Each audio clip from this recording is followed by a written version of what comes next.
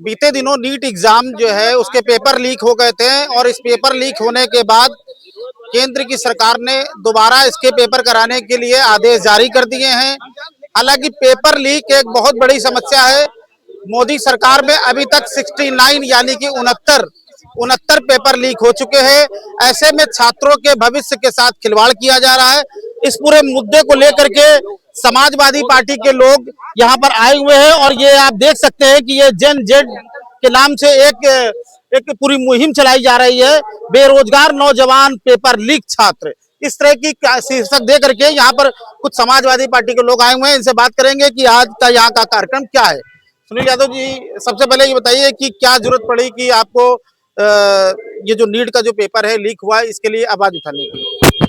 देखिए, लगातार paper leak की समस्याएं और कॉकरोच बेरोजगारों की समस्याएं समाज में इतनी ज्यादा फैल गई हैं कि अब हम लोगों को सड़क में आके इस तरीके के कार्यक्रम करने पे मजबूर होना पड़ा है। जो बच्चा उंगली में पेंसिल पकड़ के जिसके निशान बन जाते हैं, 2-2, 3-3 साल तक इस तरीके से वो परीक्षा की तैयारी करता है कि आंखों पे मोटे मोटे चश्मे छप आ जाते हैं, उसके बावजूद लगातार पेपर लीक हो रहा है। 2024 में भी लीक हुआ, 2025 की भी लीक होने की बात आ रही है, 2026 में फिर लीक हुआ जिसकी पुष्टि भी हो चुकी है। और कल ही एक न्यूज आई है कि जो जेई एडवांस जो सबसे बड़ा इंजीनियरिंग आईआईटी का पेपर है वो भी सुनने में आ रहा है अमेरिका से लीक हुआ।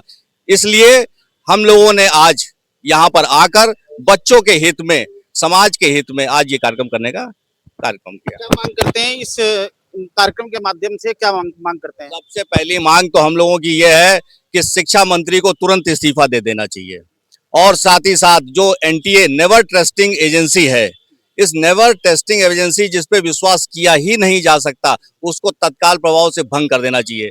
तीसरी मांग हमारी यह है कि जो सीबीआई को जांच सौंपी गई है इसको हटा के इसको एनआईए को दे देनी चाहिए, जिससे कि विश्वसनीयता बनी रहे। सीबीआई की इतने कार्यक्रम हुए, आज दिन तक जांच का कोई निष्कर्ष नहीं आया। बच्चे जो माँ बाप का जीवन भर का पैसा लगा के, खेती बेच के, मकान बेच के, किसी तरीके से अपने माँ का मंगलसूत्र बेच के वो पढ़ते हैं और पढ़ने के बाद समस्या ये आ गई कि आज उनको पेपर लीक की समस्या का सामना करना पड़ रहा है। सबसे पहले अपने दर्शकों को हम बताना चाहते हैं कि अभी तक मोदी सरकार के कार्यकाल के दौरान 69 पेपर लीक की घटनाएं हो चुकी हैं।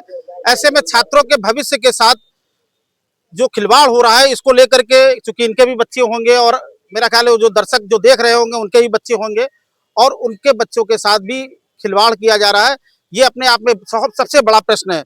तो चलिए कुछ और भी लोगों उनसे बात करें। क्या नाम है आपका? राजेश कुमार। राजेश जी, क्या मांग करते हैं और इस तरह की जो दोबारा कार्रवाइयां ना हो, जिस तरह के पेपर लीक है आपके बच्चों के साथ भविष्य में खिलवाड़ हो रहा है, तो क्या कहना चाहिए आज?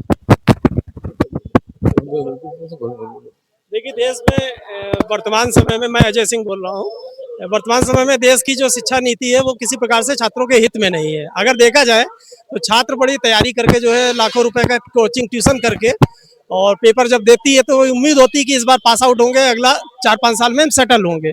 लेकिन सरकार क्या कहती है, अपने सिंडिकेट के द्वारा वो पेपर लीक कराती है, अपने गुर्गों को सेट कराती है।